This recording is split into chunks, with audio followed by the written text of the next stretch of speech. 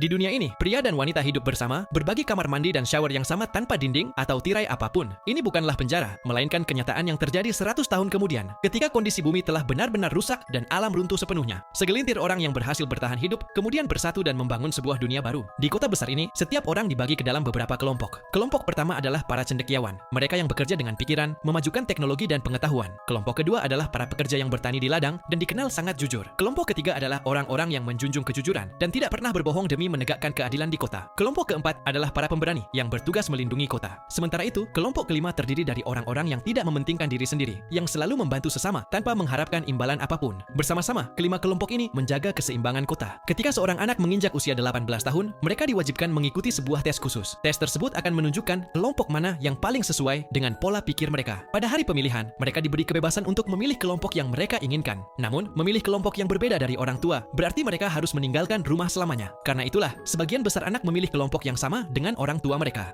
Meski begitu, ada pula anak-anak yang cukup berani untuk mengikuti kata hati mereka sendiri. Dua bersaudara ini lahir dalam kelompok orang-orang yang tidak mementingkan diri sendiri. Sang kakak telah lama bermimpi menjadi seorang cendekiawan, sehingga ia dengan berani memilih jalan tersebut. Namun, sesuatu yang tidak biasa terjadi pada Jenny. Hasil tesnya menunjukkan bahwa ia memiliki kualitas dari kelima kelompok sekaligus. Orang-orang seperti Jenny disebut divergent, karena mereka tidak bisa dikendalikan atau dibatasi hanya pada satu kelompok. Jika seorang divergent ditemukan, maka ia akan langsung dibunuh. Jenny beruntung karena pengujinya adalah orang yang baik hati. Ia memalsukan laporan hasil tes untuk menyembunyikan rahasia Jenny, sekaligus memperingatkannya agar tidak pernah memberitahu siapapun. Pada hari pemilihan, Jenny tampak risau. Ada perasaan yang bergelut di dalam dirinya, tetapi pada akhirnya ia mengikuti kata hatinya dan memilih kelompok pemberani. Pada hari itu, orang tuanya kehilangan kedua anak mereka, namun tetap menghormati keputusan yang telah diambil. Singkat cerita, Jenny kini memasuki tantangan pertamanya. Bagi kelompok pemberani, tantangan awal adalah melompat dari atap yang tinggi ke dalam sebuah lubang yang dalam dan gelap. Tidak ada yang tahu apa yang menunggu di bawah sana, dan raut ketakutan mulai terlihat di wajah semua orang. Dengan berani, Jenny melangkah maju, berhenti sejenak, lalu melompat. Tak disangka, di bawah sana terdapat sebuah jaring yang menangkapnya dengan aman. Saat ia tengah mengatur napas, seseorang menariknya turun. Pria itu adalah David, pelatih mereka. David terkesan dengan keberanian Jenny. Setelah itu, orang-orang lain mulai menyusul turun.